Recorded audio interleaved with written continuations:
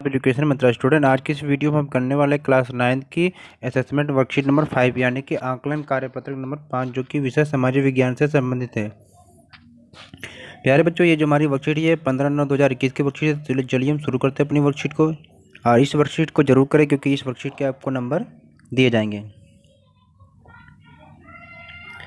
तो प्यारे बच्चों, ये हमारी समाज विज्ञान की वर्कशीट है, वर्कशीट नंबर 5 है और 15/9/2021 की वर्कशीट है और विषय है समाज विज्ञान क्लास 9 के। प्यारे बच्चों, यहाँ पर नाम, यहाँ पर अपने क्लास टीचर का नाम लिखेंगे। जैसा कि आप सभी जानते हैं कि हमारी असेसमेंट वर्कशीट में 10 क्वेश्चन दिए जाते हैं। प्रत्येक क्वेश्चन 1 नंबर के होते हैं और हर क्वेश्चन में क्या आपको 4 ऑप्शन दिए जाते हैं। जो आपको ऑप्शन सही लगेंगे उसके सामने आपके क्या सर्कल को ब्लैक पेन या पेंसिल से आपको कलर करना है। तो चलिए हम देखते हैं।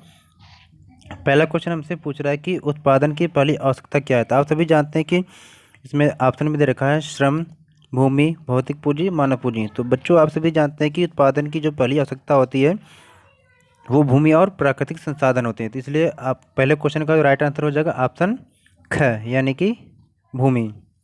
और चलते हैं सेकंड क्वेश्चन की तरफ। सेकंड क्वेश्चन में हमारा कह रहा है कि पालमपुर में गैर कृषि क्रियाएं हैं। आप सभी जानते हैं कि किसी भी गांव में 2 प्रकार की क्रियाएं की जाती हैं, एक कृषि क्रियाएं, एक गैर कृषि क्रियाएं।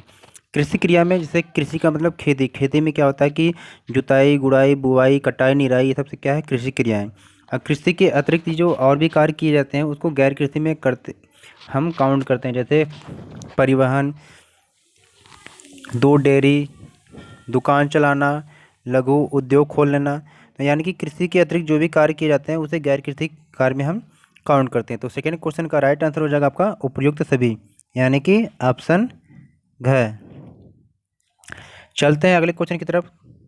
क्वेश्चन नंबर 3 हमारा है बच्चों कि औजार, मशीन, भवन ये किस चीज़ के उदाहरण हैं। तो आप सभी जानते हैं कि जो औजार, मशीन, भवन ये सब होते हैं तो इनको क्या है, एक बार इन्हें अस्थाई पूंजी के रूप में जाना जाता है, क्योंकि इनको हम जैसे अगर मान लो किसी भी औजार को हम खरीद लेते हैं या ले लेते हैं तो ये औजार जब तक रहेंगे तब तक क्या ये हमें उत्पादन करके देंगे, यानी उसका हम यूज करते रहेंगे, ये समाप्त नहीं होंगे। तो इसलिए इन सबको हम क्या कर सकते हैं, अस्थाई पूंजी के रूप में जानते हैं। तो इसलिए क्वेश्चन नंबर 3 का जो राइट आंसर हो जाएगा ख यानी कि अस्थाई पूंजी।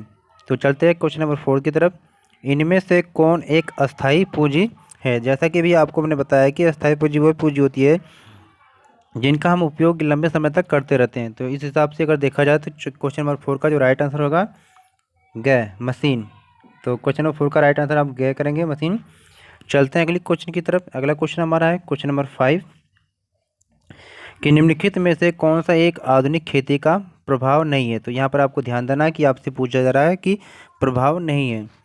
तो क्वेश्चन नंबर 5 में हम देखते हैं कि इसमें पहला दे रखा है मिट्टी की उर्वरता में कमी, वनों की कटाई, भौम जल स्तर में कमी।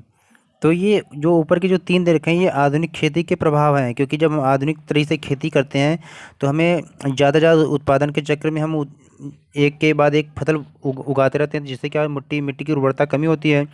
और फिर क्या है कि ज़्यादा खेती की ज़मीन को हम तैयार करते हैं, जिसके लिए हमें क्या पेड़ों की कटाई भी करनी पड़ती है, ये आधुनिक खेती में है।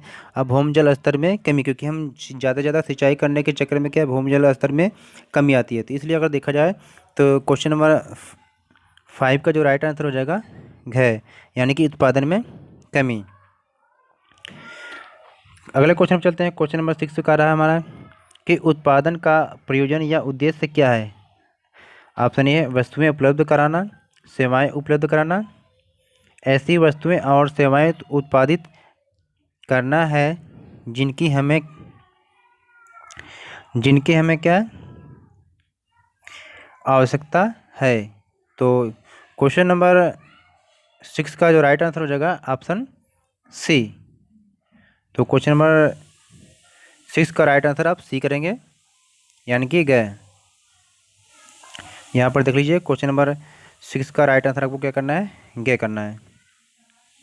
चलते अगले क्वेश्चन की तरफ। अगला क्वेश्चन हमारा है क्वेश्चन नंबर 7 क्या कर रहा है हमारा कि एक साल में किसी भूमि पर एक से ज़्यादा फसल उगाने की विधि को क्या कहते हैं। तो आप सभी जानते हैं कि बच्चों की एक साल में एक से अधिक फसल उगाने की जो विधि या प्रक्रिया होती है उसे हम क्या कहते हैं, बहुविध फसल प्रणाली। तो ऑप्शन ग सही क सही हो जाएगा। क्वेश्चन नंबर 8 क्या कर रहा है कि पालमपुर गांव में किसान अपनी बचत का प्रयोग किन कार्यों में करते हैं। तो आप सभी जानते हैं कि किसान क्या है, अपनी बचत का जो प्रयोग करते हैं वो कृषि और गैर कृषि दोनों क्रियाओं में करते हैं। तो ऑप्शन गैर सही हो जाएगा, उपयुक्त दोनों। तो इसे आप सर्कल करेंगे। चलते हैं अगले क्वेश्चन की तरफ। गैर सही हो जाएगा। तो क्वेश्चन नंबर 9 हम देखते हैं।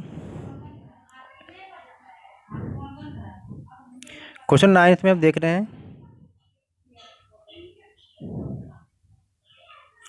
क्वेश्चन 9 में आपसे क्या कर रहा है कि यहाँ पर एक कथन दिया हुआ है, एक उसका कारण। यानी कि कथन में क्या कहा गया है कि पालमपुर पड़ोसी गांव और कस्बों से अच्छी तरह से जुड़ा हुआ। तो ये कथन भी सही है। और कारण क्या है कि इस गांव में विभिन्न जातियों के लगभग 450 परिवार हैं। तो ये भी क्या है, ये भी सही है। लेकिन जो ये कारण है ये कथन की व्याख्या पूरी तरह से नहीं करता है। तो हम देखते हैं कि हमें किस प्रकार से ऑप्शन को सही करना है। तो ऑप्शन ए को कब सही करना है कि जब ए और आर दोनों सही है और आर ए की व्याख्या अगर करता है तो इसको करेंगे। लेकिन यहाँ पर क्या है कि जो कारण है ये ए की व्याख्या नहीं करता है।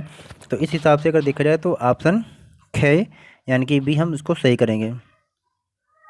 क्वेश्चन नंबर 10 के लिए देखते हैं। क्वेश्चन नंबर 10 के लिए हम देखते हैं बच्चों कि कथन दे रखा कि प्रत्येक उत्पादन भूमि, श्रम, भौतिक पूंजी और मानव पूंजी के संयोग से आयोजित होता है, जिसे उत्पादन के कारक के रूप में जाना जाता है। तो ये क्या है, कथन सही है बिल्कुल। कारण देखते हैं, कच्चा माल और हाथ में जो पैसा होता है ये कार्यशील पूंजी कहलाता है। तो ये भी क्या है, सही है। लेकिन देखते हैं इसका आंसर क्या होगा। ये भी इसका आंसर ख होगा, क्योंकि जो कारण है ये आर की व्याख्या पूरी तरह से नहीं करता है। तो इसलिए क्या ऑप्शन बी यानी ख को हम सही करेंगे। तो प्यारे बच्चों ये थी हमारी वर्कशीट। और चैनल पर हमारे नए हैं तो चैनल को सब्सक्राइब जरूर करें।